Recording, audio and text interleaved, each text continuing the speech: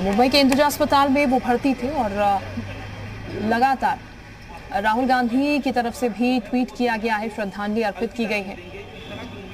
तो ये हिंदुजा अस्पताल की तस्वीर इस वक्त हम आपको दिखा रहा है, यहीं एडमिट किया गया था, यहीं उनका इलाज चल रहा था।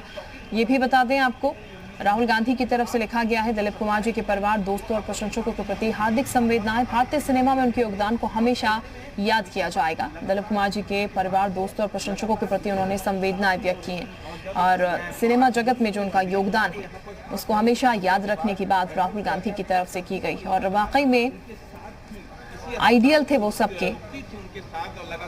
और बॉलीवुड के किंग शाहरुख खान की अगर बात की जाए तो खास रिश्ता जो है वो उनका था उनके साथ, क्योंकि जब बीमार भी थे तो मुलाकात करने के लिए भी शाहरुख खान उनसे पहुंचते थे। आइडियल उन्हें अपना मानकर चलते थे। और निश्चित तौर पर पूरे बॉलीवुड जगत की अगर बात की जाए तो एक बड़ी क्षति बॉलीवुड जगत के लिए, एक बड़ा सितारा जो कि अब नहीं रहा। अपनी संवेदनाएं जो हैं वो बॉलीवुड जगत के लोग और तमाम और उनके चाहने वाले लोग जो हैं वो अलग अलग माध्यम से व्यक्त कर रहे हैं। तो कल हेल्थ बुलेटिन जब जारी किया गया था, माफ कीजिएगा 2 दिन पहले जब हेल्थ बुलेटिन जारी किया गया था तो उसमें कहा गया था कि स्थिति उनकी सुधर रही है। उनकी पत्नी सारा बानो की तरफ से लगातार ये अपडेट दिया जाता था कि उनकी स्थिति फिलहाल किस तरीके की है। और उनकी तरफ से लगातार ये भी कहा जा रहा था कि दुआ कीजिए कि दिलीप साहब घर वापस लौट आए, बेहतर होकर इस बार भी वो घर वापस लौटे। लेकिन ये किसी को नहीं मालूम था कि वो इस बार वापस घर नहीं लौटेंगे। इस बार दुआएं जो हैं उनके चाहने वालों की वो कबूल नहीं हो पाएंगी। तो कई अवार्ड से भी सम्मानित थे। 1944 में उनकी पहली फिल्म ज्वारभाटा से उन्होंने डेब्यू किया था। डेब्यू करने के बाद वो कभी पीछे नहीं मुड़े, क्योंकि उसके बाद लगातार बुलंदियां जो हैं वो उनके कदम चूमती रही और वो आगे बढ़ते रहे।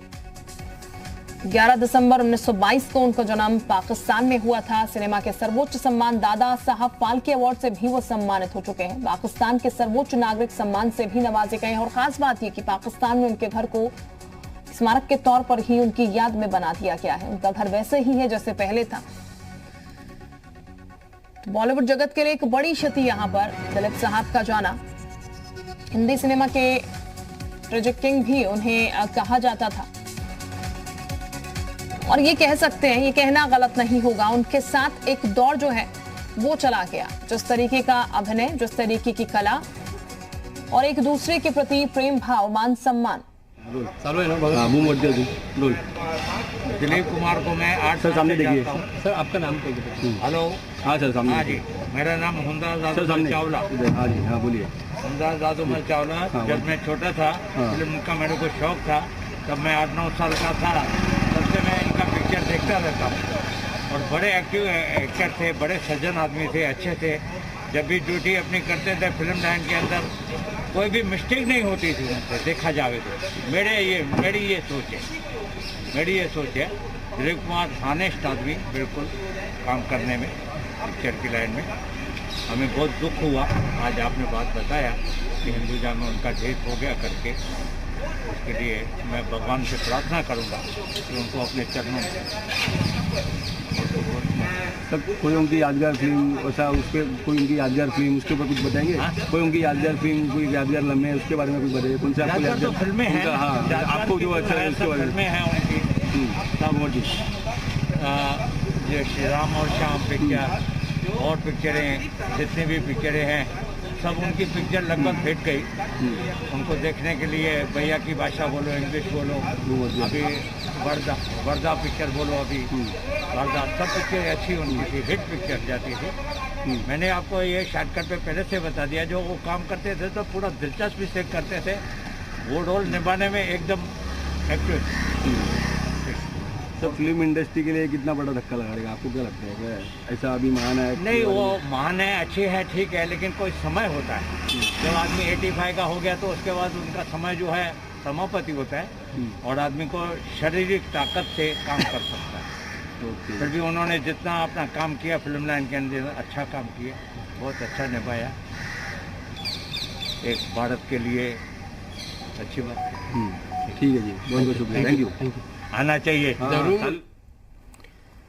तो उनके चाहने वाले जो हैं वो काफी दुखी हैं उनके जाने से। और ये बता दें आपको कि 22 साल की उम्र में ही उन्होंने अपने करियर की शुरुआत कर दी थी, यानी कि 22 साल की उम्र में ही उन्हें अपनी पहली फिल्म ज्वारभाटा मिल गई थी और तभी से वो लगातार आगे बढ़ते रहे। लेकिन उनके चाहने वाले जो हैं वो शोकाकुल हैं आज, क्योंकि उम्मीद नहीं थी कि दिलीप साहब अलविदा कह देंगे।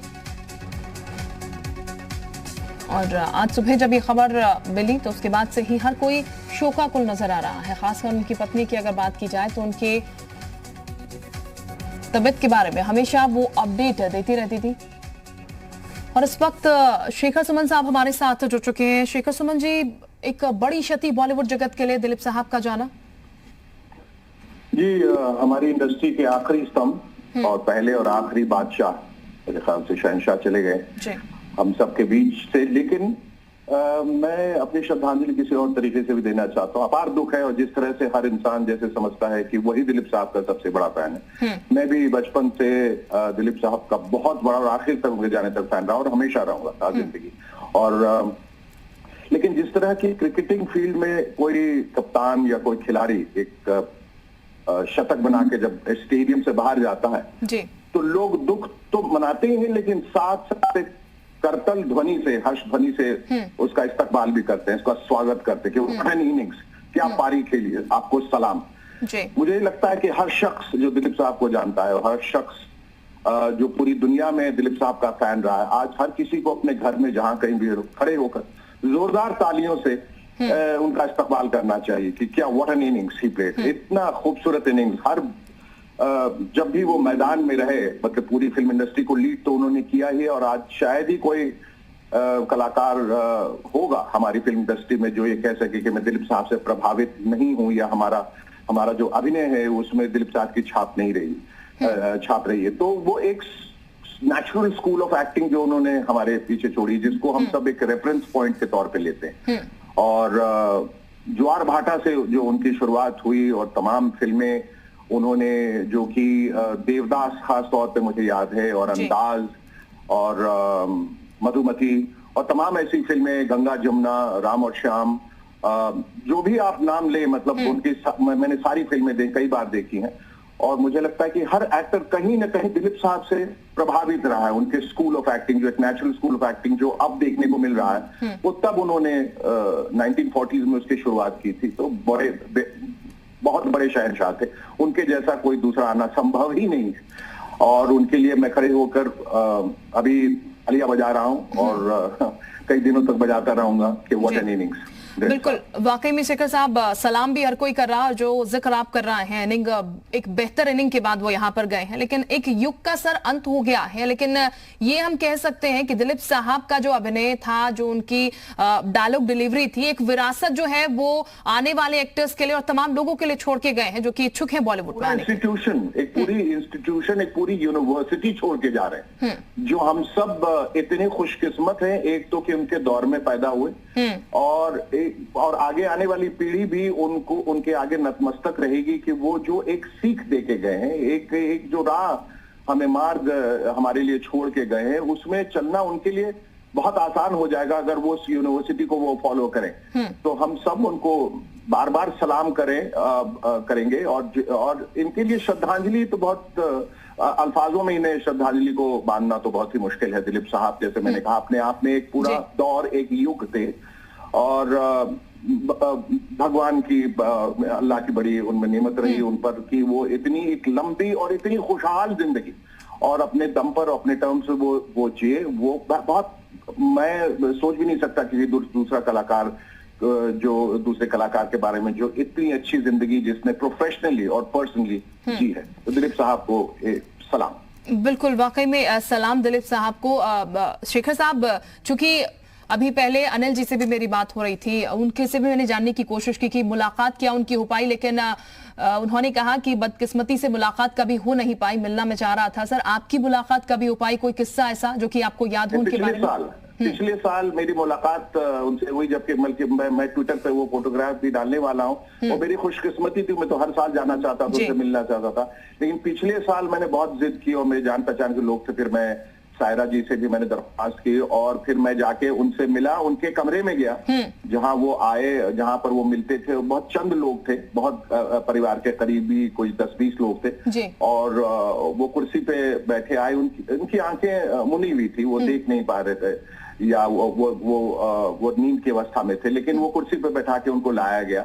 उनको हमने गुलदस्ता दिया फूलों का, उनको सलाम किया, उनके पैर छुए, उनके साथ तस्वीरें खिंचाई। तो बड़ी वो यादगार स्मृतियां हैं और ये मेरी खुशकिस्मती है कि मैं जाकर उनके आखिरी वक्त में उनसे मिल पाया। वाकई में बहुत शुक्रिया आपका हमारे साथ जुड़ने के लिए। तो शेखर सुमन जो कि अपनी श्रद्धांजलि अर्पित कर रहे हैं लेकिन दूसरे अंदाज में, और वाकई में ये बेहतर है कि एक ऐसी इनिंग खेल के गए हैं वो कि हर कोई सलाम उन्हें कर रहा है, हर कोई याद उन्हें कर रहा है, एक बेहतर जीवन जीकर और लोगों के लिए एक विरासत छोड़कर। बॉलीवुड जगत के जो खासकर अपकमिंग न्यू कमर्स हैं या फिर जो बॉलीवुड जगत में हैं, उन तमाम लोगों के लिए एक विरासत भी वो छोड़ के, विरासत बल्कि जिस तरीके से शेखर सुमन कह रहे थे कि यूनिवर्सिटी पूरी छोड़कर गए हैं जो बॉलीवुड जगत के लोग हैं उनके लिए।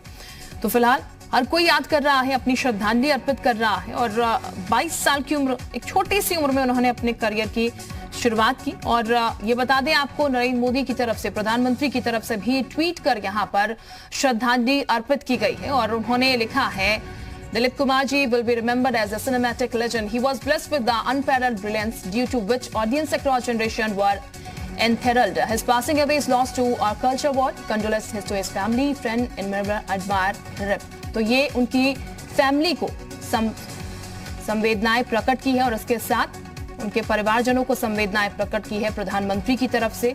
ट्वीट कर यहाँ पर ये कहा है कि सिनेमैटिक जगत के लिए हमेशा वो यादगार रहेंगे, जो कि हर कोई जिक्र भी कर रहा है, जो उनका पूरा एक ऑरा रहा, पूरा एक दौर रहा जिसको उन्होंने जिया और न सिर्फ जिया बल्कि एक ऐसी मिसाल भी कायम की जो कि आने वाले समय में हर किसी के लिए काम भी आएगी, हर कोई उससे सीख लेता हुआ भी नजर आएगा। और इसीलिए जब भी हम किसी से बात कर रहे हैं, जो भी अभिनेता हमारे साथ जुड़ रहे हैं, वो ये कह रहे हैं कि दिलीप जी जैसा ना कोई हुआ और शायद ही आने वाले समय में हो पाएगा।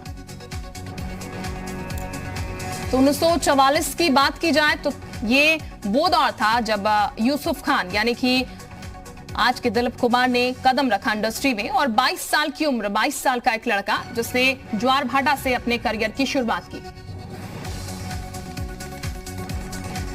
तो मायावती बीएसपी सुप्रीमो की तरफ से भी ट्वीट किया गया, दिलीप कुमार के आज निधन की खबर अति दुखद, उनकी पत्नी सारा बानो और उनके चाहने वालों के प्रति मेरी गहरी संवेदनाएं। आपकी अदाकारी से फिल्म जगत में अमिट छाप छोड़ने वाले दिलीप कुमार को विनम्र श्रद्धांजलि। उनकी फिल्म हमेशा यादगार रहेगी। तो ये बता दें आपको, अब बॉलीवुड जगत के साथ साथ राजनीतिक जगत से भी लोगों की तरफ से ट्वीट किए जा रहे हैं, संवेदनाएं व्यक्त की जा रही हैं, श्रद्धांजलि अर्पित की जा रही है। तो 1922 11 दिसंबर में पाकिस्तान में पेशावर में उनका जन्म हुआ था। सिनेमा के सर्वोच्च सम्मान दादा साहब फाल्के अवार्ड से भी वो सम्मानित हो चुके थे। अभिनय ऐसा था और इसके साथ ही उन्हें पद्म विभूषण से भी सम्मानित किया गया था, पद्म भूषण से भी सम्मानित किया गया था। ये बता दें आपको, 1998 में पाकिस्तान के सर्वश्रेष्ठ नागरिक सम्मान निशाने इम्तियाज से भी वो सम्मानित हो चुके हैं और पाकिस्तान में भी उनकी स्मृतियां वैसी ही सहेज कर रखी गई हैं।